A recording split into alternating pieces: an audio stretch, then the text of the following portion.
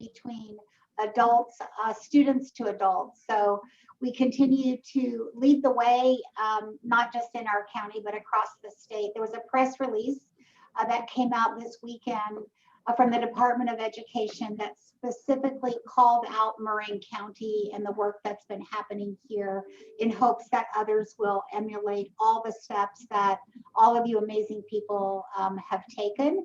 Just want everyone to know that we are already planning and getting ready for the potential of poor air quality. So Dr. Willis and Dr. Santora are continuing to lean in and look forward on all of the areas that we need to be thinking about. So just as a reminder, this will be recorded. It is available live in Spanish, and also Michelle, you're going to translate for me for any Spanish speakers? Sure thing, absolutely. Bienvenidos a reunión de la Comunidad de Escuelas y Salud Pública del Condado de Marin. Este webinar se transmite simultáneamente en español. Haga clic en el botón de interpretación del idioma que aparece en su pantalla si desea escuchar esto en español. Muchas gracias a Marta Bitton, que es nuestra intérprete esta tarde. Thank you. Great, thank you. And just one other thing, anybody that has their calendar ready, take a look at May 18th in the evening. You will have an opportunity potentially to be in person as you were on March 9th, 2020, to hear from our experts, Dr. Willis, Dr. Santora, pediatrician, someone from, I think, infectious disease. Here, there will be first come, first, no, it won't be first come, first served. You'll all be assigned seating, as you might imagine, but we're looking forward to having a panel, particularly for families, to help them understand the importance of vaccination for our younger kids. So with that, I'm going to pass it on to Dr. Willis. Thank you, Mary Jane. Good afternoon, everyone. Yeah, I share my gratitude for all of you, for everyone that has made what we have, accomplished. Kind of one of the shining examples, I think, in the nation, really, of how a community can come together to safely reopen schools. As we've moved through this process, I think at every stage going back now over a year, the challenges and the opportunities before us have always been something that we've been, I think, particularly strong in just getting in front of, communicating well, and having a plan around, whether that's been contact tracing, testing, the school, the protocols. Now we are talking about vaccinations. The next big strategy for us, and the next opportunity, is to be as successful as we can, to use the resource and the tool of vaccination, which is, among all of those different strategies, the most powerful, and probably the single most important way that we are, in the long term, actually going to be able to restore any sense of what we would see as normalcy into our school environments. And we're really thrilled to be at this position where we can have this conversation, where we've already opened up vaccines to 16 to 18-year-olds. We'll offer an update on how we're doing with that. And we are looking at the impending approval of vaccines for 12 to 15-year-olds. One of the planning dilemmas that we'll address is the fact that we don't know when that approval will come. So we want to be working with your school communities to be as nimble as we can be, to move as quickly as we can when that authorization comes. Our goal is to try and vaccinate as many of our 14,000 residents who are aged 12 to 15 as quickly as possible when the authorization comes down. And I think we have a good plan that we'd like to share with you, and will obviously require your participation. And thank you, Mary Jane, for signaling the next challenge for us in terms of air quality. It's getting confusing, because as we start planning in air quality, we're looking at tiers that are purple and orange and red and yellow, and it's the same tier framework we've been using for COVID-19. But I think we are hoping to get, as by way of this process, hoping to get as much as we can under our belt with regards to protection from COVID-19 with widespread vaccinations, so we really are ready and have the bandwidth to face whatever next issue might be. So I'm going to share my slides. I'll provide some background in terms of where we are right now as a county, where we are with our vaccine plan, and then hand it over to Dr. Santora, who you all know well, to talk about the specifics on the plan for getting our 12 to 15-year-olds vaccinated.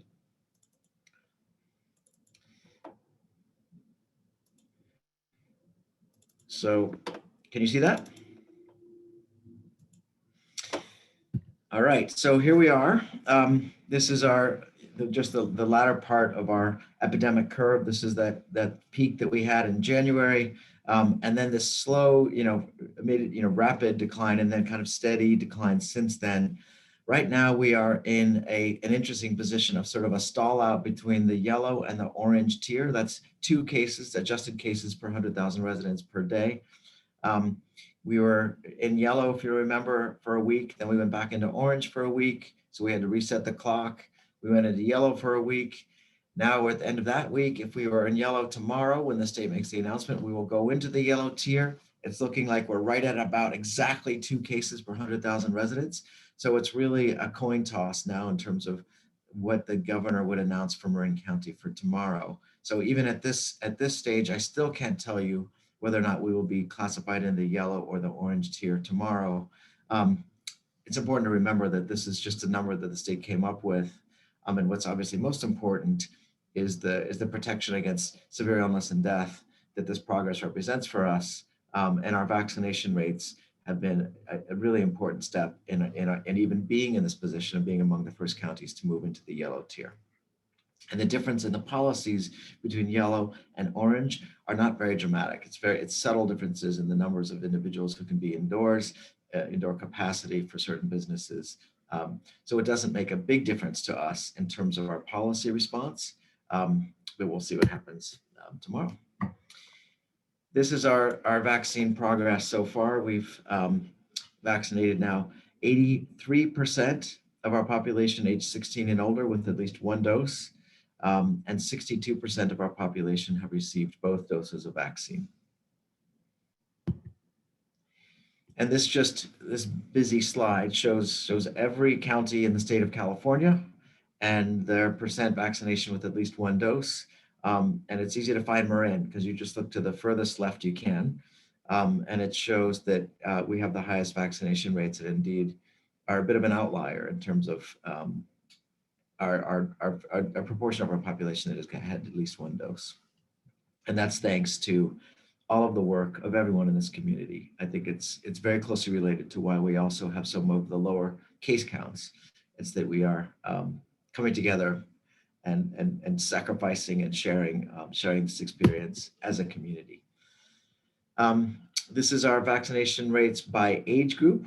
It shows that we are making progress. The first age groups to come online were the 65 plus, so we've made the most progress in that age group. Only 4% in that group remain unvaccinated. Our residents age 50 to 64, 17% remain unvaccinated. And those age 16 to 49, we are down to now 25% of that group remaining unvaccinated. And this is really the core of our future work, is to get those younger age groups vaccinated. And then consistent with our commitment to equity in every aspect of our response, we are tracking our vaccination rates with regards to our race and ethnicity groups. And this shows that we have been successful in trying to maintain the disproportionality of the experience and the burden of COVID-19 with regards to vaccinating communities that are traditionally more marginalized, have less access to healthcare, which has been a core strategy for us. Our Hispanic Latinx residents have vaccination rates the same as our white residents. Our Black African American residents have lower vaccination rates, about 34%. That is primarily attributable to hesitancy, we think, in that community, because we've been active in terms of mobile resources to try and reach our African American communities. And that is a known trend that has its own separate set of interventions to address, and will continue to be working in that space. This is our progress towards community immunity. I think this is an important organizer for our thinking together, because what this shows is that despite all the progress we've made with getting people vaccinated, because we've been moving so quickly, there's actually a significant fraction of our community that has been vaccinated with at least one dose who are not immune. And when we talk about the protection of vaccine, you're really talking about immunity, right? The vaccine, you have one dose, most of it is a 2-dose regimen, first dose, second dose 3 or 4 weeks later, and then immunity 2 weeks after that. So when you look at this, what you see is that about 24% of our population as a whole is partially immunized. That is, they've had one dose, but they're not that 2 weeks after the second dose. So the majority of our residents in Marin County are still not immune. And remember, 20% of our population is not even eligible because they're less than age 16. That's why vaccinating our age 12 to 15-year-olds is a high priority when they come online, hopefully in the next 2 weeks.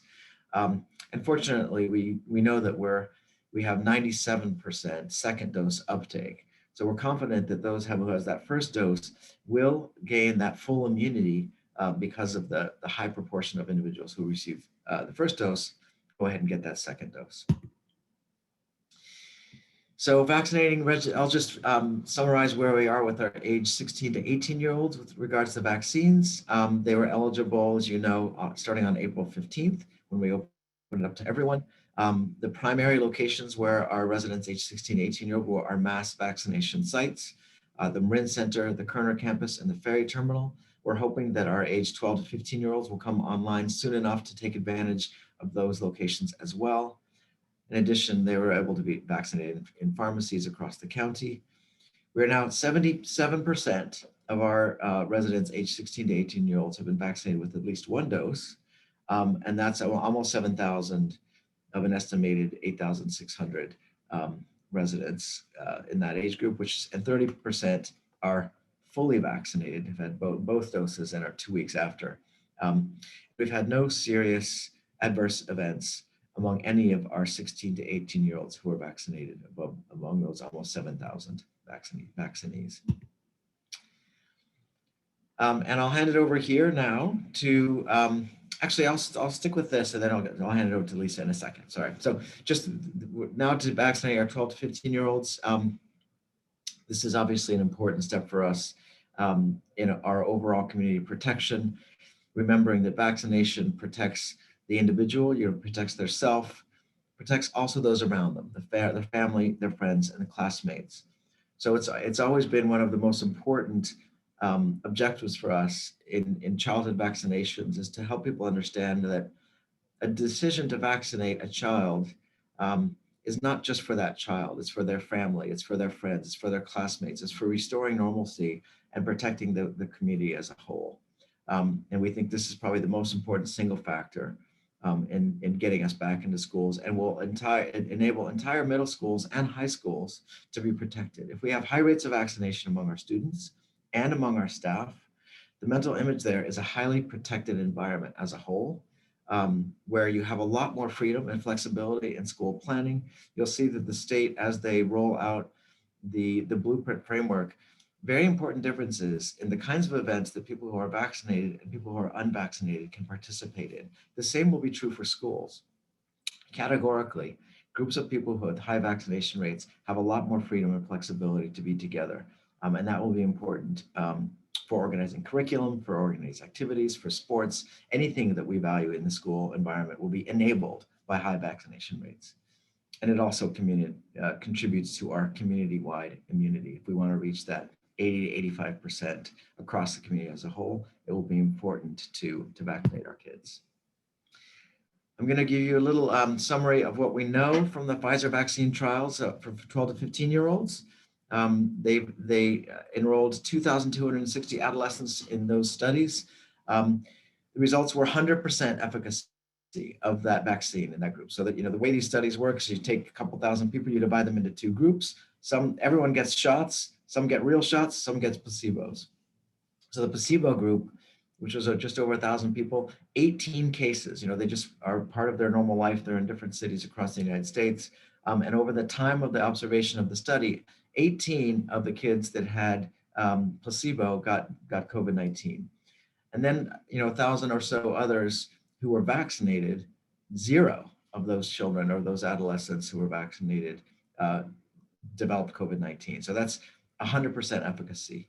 They also looked at the antibody response, looking at blood titers, and they saw that it was essentially the same, in fact, a little bit higher antibody response than residents aged 16 to 25. And the same side effect profile observed in the 16 to 25-year-old group. Basically, arm soreness, fever, chills, prickly skin, but there were no severe, no more severe reactions in the younger age group. And now trials for 6 months to 11-year-olds are underway. This is that graph, as I said, that the way the trials work. I think it's just it's sort of a helpful image to show what this shows on the far left is you have both groups who are enrolled at the same time. So in this case, 2,000 students, 2,000 kids enrolled. And then over time, you watch the development of disease between one group that got placebo and a group that got the vaccine. And what you see is at about 9 days after that first dose of Pfizer, those that got the vaccine we started seeing protection relative to that other group, which are those that got the placebo. Those are cases so more and more cases accumulated in people who got the placebo compared to people who got the vaccine. And now I'll hand it over to Lisa to talk about the steps that we'll be taking in Marin County to operationalize getting our 12 to 15-year-olds vaccinated. Thank you. Thanks, Dr. Willis. And just to echo, vaccination is very important to us in this age group because we see COVID-19 activity is more like adults in the adolescent populations as compared to the younger elementary school children. So the way we see transmission activities in our community, the way we see the disease behave and transmit to older adults at risk, this is why this population from the 16 to 17-year-olds who are still in high school, but especially being able to vaccinate the 12 to 15-year-old would really make a dramatic impact on COVID-19 activity in our community. So we have a multi-step process in the United States in order to ensure that we're only delivering safe and efficacious or effective vaccines in our community. The first, we have an advisory committee on immunization practices that is reviewing the clinical data. You cannot find it published yet. I scoured the internet myself and my dark web and was unable to find it, but it is in the hands of the FDA and the ACIP. And so they are reviewing the clinical research and again, looking at really from a safety perspective as we move vaccine into the 12 to 15 age group. Then at the FDA is our governing body in the country for review of all drugs and agricultural products. And we anticipate that they'll be meeting this Friday to review. They're also, the Centers for Disease Control also announced that they'll be doing an independent review of the vaccine because there's another component of the FDA approval, which is not moving forward. That's a separate committee. So just in order to reassure the public, the CDC is having its own independent review of the data from Pfizer before making the recommendation universally for the vaccination of 12 to 15-year-olds in our country. We have another layer of review. This was born out of last year when we saw a lot of politicization around COVID-19 emergency response. The governors across the Western Seaboard, Washington, Oregon, and California came together to convene a Western States Scientific Safety Review Work Group. It's from leading scientists from all 3 states, academics, researchers alike, to evaluate the data themselves. And again, just to have another independent body. And then we still have the California Department of Public Health and your Department of Public Health, where you'll see, again, agreement from at least 6 bodies of researchers and scientists approving this to be introduced as a recommendation for the 12 to 15 years old. This will be sequenced. We're still waiting to see that, but like I said, we are cautiously optimistic that we may have an announcement that allows us to start vaccinating 12 to 15-year-olds as early as next week, but that's still to be confirmed. So we are always ready to go. We have an amazing team starting with our partnership with the Marin County Office of Education and our school districts. We have been talking about vaccinations since January as a group. And so and this is what has led to our success. It has been our partnerships that has us approaching 85% of our population being vaccinated. We have a big group here. We have around 14,000 people, young adults that are going to become eligible for vaccination. And our goal is to vaccinate at least 80% of them within the 2 weeks that this vaccine becomes available in our community. We have vaccine supply that it always is an issue, but we are working hard to assure that we have the vaccine supply that's necessary to vaccinate this population. If all goes according to our preferred timeline, we'll be able to have our point of dispensing sites. These are our mass vaccination sites that are at the Marin Center, the Kerner campus down in the Canal area of San Rafael, and our ferry terminal, which is a partnership with Curative, will all be ready to vaccinate. So there'll be a lot of choice to help with making this vaccine convenient for our newly eligible group. We also have an amazing mobile team. We're going to be meeting with the Office of Education this week to plan vaccination events at select schools. We'll be prioritizing them based on vulnerability. So we led from having a racially equitable approach toward vaccine distribution. And so we'll be prioritizing our vaccination in neighborhood schools that have a high number of students from communities of color, and also have a high number of students on free and reduced lunch, so we can make it more convenient and accessible for our more vulnerable populations. You'll be able to go online. There'll probably be a rush to Safeway and other pharmacies, but there will be appointments available online. They are getting supplies of vaccine, and if necessary, based on timing, we also have the ability to launch what we've done in the past for the teachers, is have Super Saturday events. Our entire community of physicians and providers are on board to support the vaccination of our students. We had a celebration day for our Medical Reserve Corps who helped us volunteer. And the number one question I was asked from our pediatricians is, how can I help vaccinate our kids? So our community is ready, just like those polio vaccination days that Dr. Willis showed us pictures of before. Our community is very ready to begin vaccinating children once it is approved. And I think that also just speaks to the confidence of providers, not just from those advisory boards that we mentioned, but from our community of providers within Marin County around the safety and efficacy of this vaccine, from their personal research on the vaccine, just knowing that this is something that's going to benefit our entire community and will be safe for children to get vaccinated. And as was mentioned earlier, it may be earlier, it really depends on the timing of the FDA, but we'll have, just again, Dr. Willis, myself, and other physicians on a panel just to discuss this so people can ask questions as they get to see the information around the vaccine safety studies. But we know a lot already around the safety and efficacy of this product, and we know a lot locally. We have not seen significant adverse events in the 16 to 18-year-old population. These are very safe vaccines.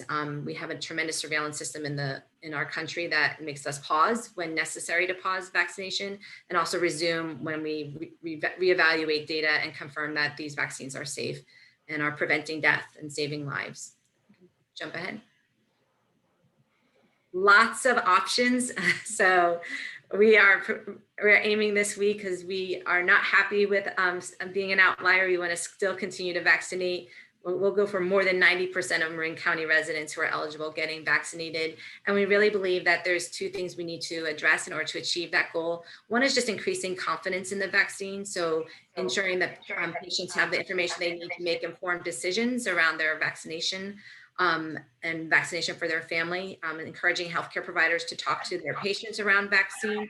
And then we're working to deploy a team of health educators out into the community to start having conversations with people who might be hesitant around the vaccine. And so that's building confidence. And then two, what's really close to my heart is increasing convenience. And that's our amazing mobile teams being everywhere across the county. So when someone has that moment, when they shift from being contemplative about their decision around vaccine to being ready to get vaccinated, they're located across the county at places that are convenient, and we know that have high foot traffic as well. So trying to make it as convenient as possible. And again, with a focus on racial equity and making sure our most vulnerable populations in our community, those are the communities that our census tracts that are in our lowest healthy places index quartile, making sure that they are prioritized for these opportunities. Jump ahead. Thank you, Lisa. Can I just add, so this is this week's particular schedule, and it changes week to week. Whenever our children do get authorized, or the 12 to 15-year-olds to be vaccinated, that week will obviously signal our locations for that week, and any of those locations would be open for someone to walk up with their parents to be vaccinated there.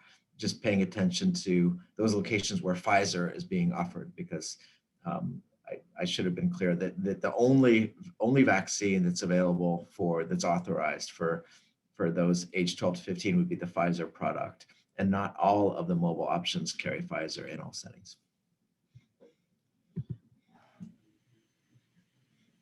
Do you want to speak to this one, Mary Jane? This is our favorite shared slide. Yes, just to say to everybody, congratulations, over 2 million days, you can see. At this point, it's about, I think it's 93% of our schools are open 5 days a week, full days. And we just have a few that are open, but still in some sort of a hybrid model. So our hope continues to be that everyone will be back 5 days a week, full time, before the end of this school year. And as we've mentioned before, we definitely are leading the state in this effort.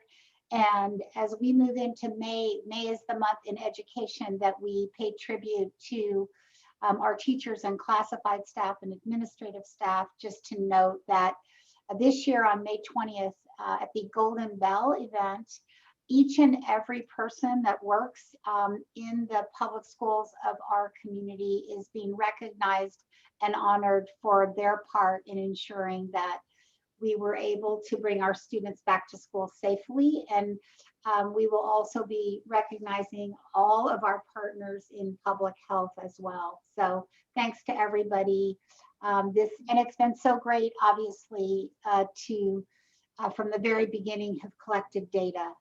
That I think is part of what has put us ahead of other areas, is that we actually have the data to show that the results that we see across the state and nationally can be applied specifically to this great county of Marin.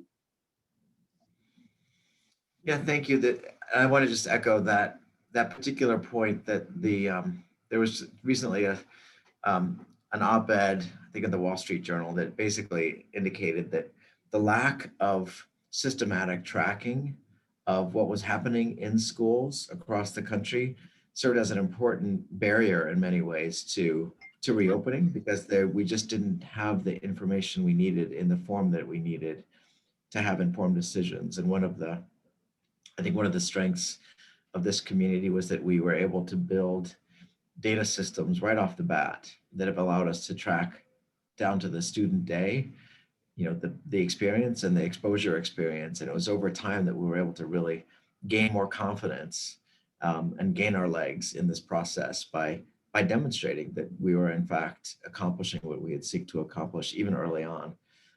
That over 2 million student days is really a remarkable aggregate total of accumulated days of risk, if you will, and the fact that there's only 12 in-school transmissions. We've actually been able to demonstrate that the risk for being infected in the community is higher than the risk was of being infected in a school setting, because of the structure and the protocols and the safety measures that the school environment offered. And that's thanks to those many who are not on this call, but should be acknowledged in our epidemiology team at Public Health. Lisa, want to take this one? Lisa, you're muted. I said something really brilliant. Just kidding. So to get to our goal of having more than 90% of our community vaccinated, we are encouraging everyone who does not have a medical exemption or a medical exemption or a reason not to get vaccinated to get vaccinated. One of the things we commonly hear is, well, I'm young, I'm not going to get sick. And what we have to remember from the beginning of this disease is you can infect someone else that has a higher risk of a poor outcome with COVID-19. So it really isn't just thinking about your own risk for a poor outcome from COVID-19. It's thinking about your family, your friends, and your community. So and again, as Dr. Willis said, this is our most important tool. And we're just so fortunate to just be just over a year out of school closures and to be at a place where we're vaccinating students. It's really miraculous again. So it's just a tremendous opportunity we have to move forward in leaving this pandemic in our country. And again, refocusing our efforts on the global pandemic, which we will continue to look at and support because of our privilege in the United States. As we ease our restrictions, our risk increases of COVID-19 activity. As we all know, and everyone on this call should know, COVID loves being indoors and gatherings and with others, and that's how COVID gets transmitted. And so the fight that we're in as we try to vaccinate our entire population is that we're opening at the same time. So we're going to see increased COVID-19 activity, and that's what shifts us back into these yellow, orange border zones. It's because there's activity. And just to remember, we often report on Marin County residents, but we are interacting and engaging and attending gatherings with people from across the state and from across the country and from other countries with different vaccination status. So it's really important to think about that as you're moving forward into these gatherings and as our community opens up. The best way you can protect our community is getting vaccinated and making sure eligible members of your peer group, your family and friends are getting vaccinated. But the more we open up, we'll continue to see sporadic activity. We are going to be looking at our 30-point plan again to prepare us for the next school year. The governor's office and their reopening schools program gave a kind of a some guidance and some indication of what the next school year is going to look like. And as Dr. Willis mentioned, again, a lot's going to depend on vaccination status. We can be more relaxed and ease our restrictions when we have a majority of students and staff who are vaccinated. And so I'm really looking forward to this opportunity to vaccinate everyone. And then last, without saying on the bullet as it's read, you can read that, but my deepest gratitude, my students, my kids are getting ready to thank their teachers and their school staff for opening schools. We know how hard our school staff have all worked, our public health liaisons and principals and superintendents and parent volunteers, if they were able to volunteer. Everyone's working together to get our kids back in school. And I know I have healthier, happier children because they were able to be in school, full-time, in-person instruction. And we're just fortunate in Marin County to have led, and just looking forward to leading again as we move into the next year, knowing that we're gonna have to deal with, again, things like air quality and navigating COVID-19 and poor air quality and other challenges, but I know we can do this together. And then I don't think we have the slides. I can jump ahead just to talk about graduation and sports. Do you want me to do that, Matt? Yeah, go ahead. Thanks. So I didn't get the slides in time, and I don't really need slides. So we are excited. This is, again, I could not have imagined this at some points in the school year, but we are moving forward with graduation events or promotional events for all students. We've been meeting with superintendents and principals and everyone to help them review our events guidance that the state has provided. A lot of people, the most common questions we ask is, why is it more restrictive when in the graduation environment? Why are kids allowed to be 3 feet apart when they can be 3 feet apart in the instructional environment? And that goes to what Dr. Willis was talking about. In the school environment, we've created safe, structured, supervised environments that do allow for the 3 feet distancing in the instructional space only. It's not 3 feet distancing everywhere on the school campus. When we move forward with the graduation, the state has recognized, and we agree, that graduations are complex events with volunteers, with bringing people who are not used to your school campus onto the campus, keeping anyone of any age more than 6 feet apart is challenging. So to ensure safe ingress and egress of large groups really has required us to be a bit more strict in this graduation. But on the positive side, it is allowing larger sizes. The state, because it's recognizing this is a one-time, often once in a lifetime event for students, they're allowing larger sizes than would be allowable under its outdoor live events or indoor live events. So one side we have to stay 6 feet apart. The other side we get to have larger events to have a larger celebration. So really fortunate to be working with some great schools who are very creative in their planning, and again, hoping for a safer, a nice safe graduation event. Our greatest risk in our community goes back to that vaccination status, where it's not about the graduation itself. We're very confident that our schools are going to put on the safest possible graduation event. It's what happens before and after the graduation events. When there's parties and gatherings and indoor gatherings, that's where we anticipate we will see, we risk seeing clusters of COVID-19, because even if we can vaccinate this population just of when when vaccine became available, they're not going to be fully vaccinated before that graduation day. So really, it's not just that first shot and they're strong kids and they're immune. That's not how this virus works, and that's not how this vaccine works. So really being thoughtful, review all the guidance the state has developed. We've posted it on our website. We have frequently asked questions updated to really create the safest possible environments both before and after graduation, and to reduce the risk of COVID-19 activity. Anything you want to add there, Dr. Willis? Yeah, I think just to reiterate your point that that the risk is as much as we celebrate and feel reassured by the how well the schools have done to prevent transmission within the school setting with only 12 cases, we have hundreds of cases of school-aged children in Marin County, thousands, and each has a contact investigation which determines where that exposure occurred. Small subset where we can identify that as transmission that occurred in a school setting. The vast majority are happening out in the community. There was just some recent media coverage of an outbreak in Truckee, California. 150 kids, school closed the school. And on the surface, it reads like a problem with schools, right? It's like they're closing the school, 150 cases. 0 of those cases actually were transmitted within the school setting. They were all different clusters of transmission that occurred in social gatherings and the social milieu within the wider community. And that remains our highest risk. And in fact, when we look at, I was just asking the team to help me describe what were when we started to backslide just versus last week to this week, why we might not move into the yellow tier.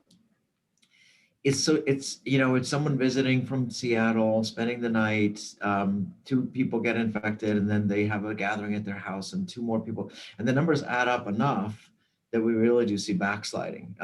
So it's sort of the pandemic fatigue, especially with regards to gathering together across social groups indoors, especially if people aren't covering their faces.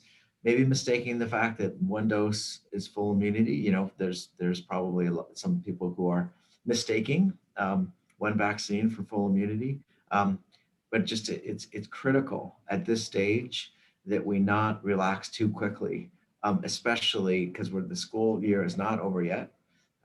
We are actually more vulnerable because we have now kids full-time in person. I would feel concerned that if that was paired with more lax, processes in our regular lives, and people kind of letting down their guard, that we could actually see outbreaks within our school settings because of behavior outside of the school. So just wanted to really take this chance to reiterate how critical it is that we're not out of the woods, and that the vaccine, as protective as it is, it takes 6 weeks after that first dose before you're protected. And the last note to close on is sports. It's the other thing that we connect with spring, and this continues to be a challenging space for our team. Even though we have state guidance that there should not be any out-of-state travel by teams, we are seeing sports teams continue to travel out of state, having exposures out of state, returning and testing positive, exposing the other team that they're not supposed to be on, because you're only supposed to be on 1 team, exposing another team to COVID-19, and potentially risking quarantining and canceling games. So this is a very consistent guidance we've been given. We were depending on parents and coaches across the county to follow this guidance, because this will cause those events, that sports game or those sports events then can quickly, as we move into spring, connect to a gathering or pre-graduation gathering, and then we can have a risk for larger clusters. So it's critically important to follow this guidance. This is the activity that keeps us busy on the weekends. Also, everyone should be wearing face coverings. We consistently hear variable application of face covering guidance. We expect all students and coaches to be wearing face coverings indoors or outdoors. This helps us when there is a positive case. When there is a positive case and everyone's been following the guidance and wearing their face coverings and and following CIF, which has done a tremendous job of offering sport specific guidance, then we don't have to quarantine an entire team. So these are really important tools we have to keep active, keep our kids engaged, but preventing COVID-19 activity and transmission. And then lastly, vaccination, where we are strongly encouraging all athletes who qualify to get vaccinated. When a student athlete is fully vaccinated, that also will affect any potential quarantine and cancellation of games. Right now, we know not the majority of 16 to 17-year-olds who are student athletes are not fully vaccinated yet, but that will be another tool that will help us normalize our community and allow students to engage in more activities and participate in more than 2 teams, but it really depends on being fully vaccinated. And it's another reason as we move forward to 12 to 15-year-olds, also encouraging that group to get fully vaccinated. Sports are a big part, we know, of this community. We just need to continue to operate safely and prevent transmission as we again strive to get to June 15th, which is almost there. And that's all I have. Okay. Go ahead, Matt. Yeah, I wanted to signal a couple things on that. I noticed in the chat some of the. We should just be crystal clear in terms of what the process is going to be for us to hit the ground running when the authorization happens. So we can't tell you when that's going to happen. It's a black box. It's, we're waiting for the smoke signals to rise up off of from the CDC to let us know when they've made their decision. We're hearing that it could be as early as this Friday. But that would be the first of that sequence that Lisa outlined. So we would have a few days after the CDC, authorizes. Then there's the other advisory groups, including the Western States Advisory Group, and then CDPH. Marin County would obviously follow all of that. We'd have no intent to have a local restriction that we would move as quickly as the state allows us to move. So it could be about a lead time of about 3 days before the CDC, after the CDC makes their announcement that we're able to move. The way that would work is that we would send a communication out through MCOE to all students, all parents, saying that the CDC is authorized. We are now waiting for the Western States authorization. We expect that might occur within 3 days, and start outlining what the options would be to get vaccinated, so that when we're able to actually send parents to the registration portal. Ideally, each parent is able to just register their child for vaccination through MyTurn. It's on the slides. It's myturn.ca.gov. And that was, as a Marin County resident, you'll see the menu of available vaccination options within Marin. So you'd see the ferry terminal, you'd see the Marin Center, you'd see Kerner campus, and you'd see all the open appointments over those days. You'd also see some of our mobile options. And so going to MyTurn would be probably the single best source for identifying a vaccine location. And then for parents, we're assuming that the default is that the parents will bring their child to get vaccinated. So with the ferry terminal drive-through, bringing your child, the parental consent is built in. At the Marin Center, that's how we've been vaccinating our 16 to 18-year-olds, was with the parent on site. It works well. The exception to that is when we do a school-based dedicated vaccine event, we'd be working through the school to obtain parental consent in written form before that event, the way we do with flu vaccines. And so that would be something that, some of the Davidson Middle School, for example, we're planning a mobile vaccine event there. That community would get a communication, parents would offer that signed consent, and then only those children that had parental consent would actually be able to get vaccinated at those particular events. So that's to outline sort of the array of options. And our hope is that through that sort of convenience of multiple options over multiple days, in hours after school hours, that's another important point. We are opening the pods to evening hours to allow parents to bring their children in after school to get vaccinated across at these different locations, that we should be able to get through 10,000. We think that the numbers line up to about 10,000 openings within that week after the EOA comes through.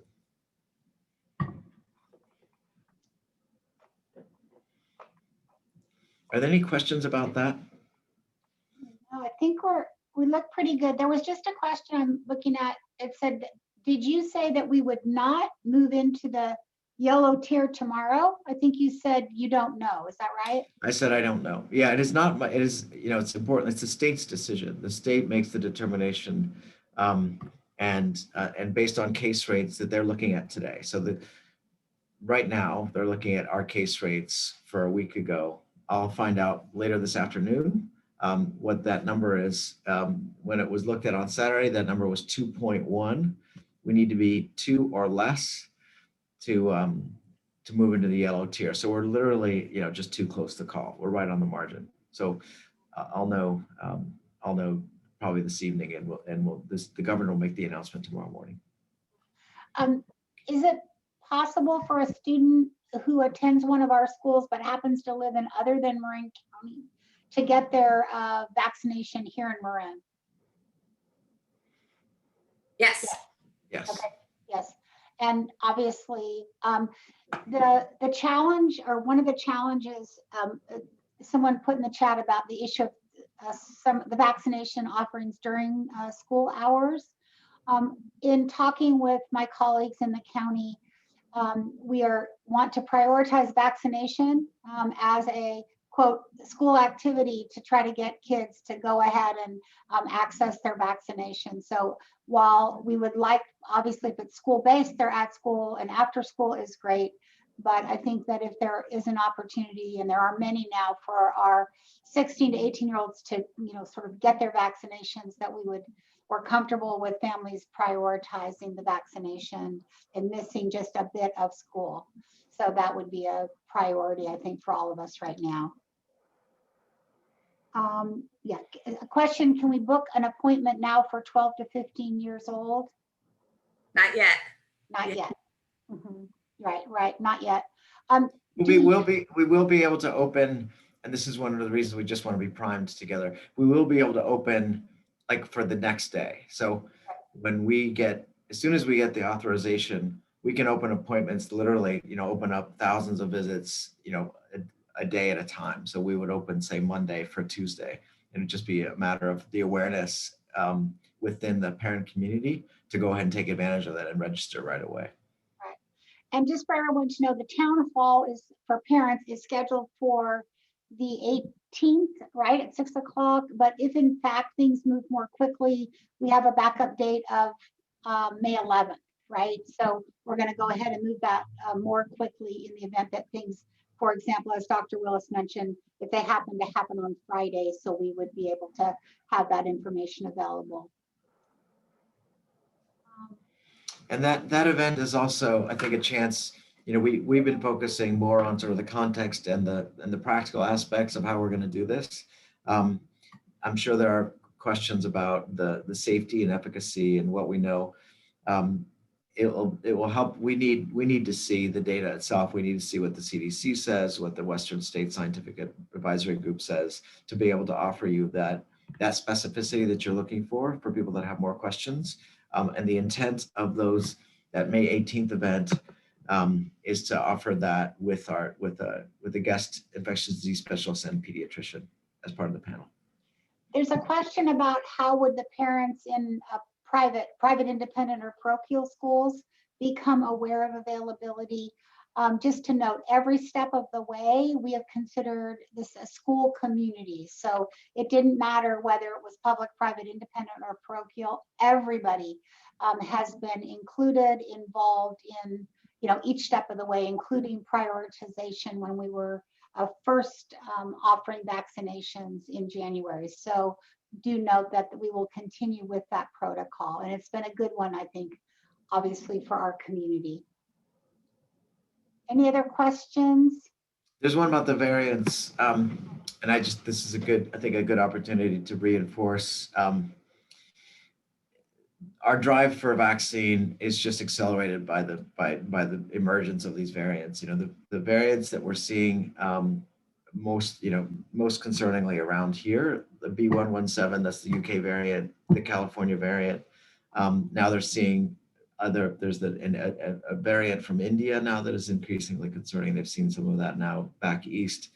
Fortunately, the vaccines are are really very effective against those variants. And even the variants that are known to be less well, the vaccine doesn't work as well, it still works pretty well. It's still, partially protective. And like the South African variant, which we have not seen very much of. But the critical way for us to stay a step ahead of the variants is to just get as many of our residents vaccinated as quickly as we can. And so I think we are in a good position as a community because we have some of the highest vaccination rates. But we're still seeing, and I'm not sure that slight backsliding we've seen in terms of our case numbers is not in some way connected to an increasing prevalence of the B.1.1.7 variant in California. And in fact, in Marin County, about 20% of our cases now are the B.1.1.7 variant. So again, just another reason why the vaccine is kind of just a no-brainer for us in terms of moving forward. If both parents are fully vaccinated, do they need to worry about carrying the virus and then transmitting it to their children who are not yet able to be vaccinated? There's an extremely low risk of that happening. They would need to be in the group where probably less than 10% where it is not effective. So it's extremely low risk of that happening. Again, the counter is though that wouldn't be sufficient to protect that child. The child moves in the community. So having two fully immunized parents of a 12 to 15-year-old, we'd still strongly recommend the 12 to 15-year-old get vaccinated because they're engaging in a lot of activities with a lot of different kids, hopefully. And so that's why we still would recommend it. What about if the child is younger, let's say 1 year? It's the same thing. Again, there's extremely low risk, especially of two immunized parents. We always, with the younger infants, we always talk about cocooning and vaccinations, which is why we encourage grandparents to get their vaccinations up to date, pre-COVID, to get their vaccines up to date, to get their flu shot, because we want to be able to cocoon children who can't get vaccinated. And again, that's our responsibility. Until we can vaccinate younger children with COVID-19, we want to make sure that we can vaccinate all people that they are coming into contact with, because that protects all of us. So again, vaccine is just such a powerful tool. What if a child has already had COVID? Do you feel that they need to be vaccinated? Yes. Well, it depends on their age. If they are authorized to be vaccinated, but the natural immunity. I mean, this is one of the rare instances where the immunity conferred by the vaccine is actually superior to the immunity conferred by infection. I was infected with COVID-19 and have antibodies prior to vaccination, and I obviously was also vaccinated, knowing that the immunity that the vaccine offers is much more powerful than the immunity that the infection offers. And it's partly because people who are infected have different levels of immune response, different levels of infectious load. And you look at antibody titers among people that have been infected, they're wildly different one from the other for reasons that aren't totally clear. And so many people who have been infected in the past actually don't have as strong immunity as others.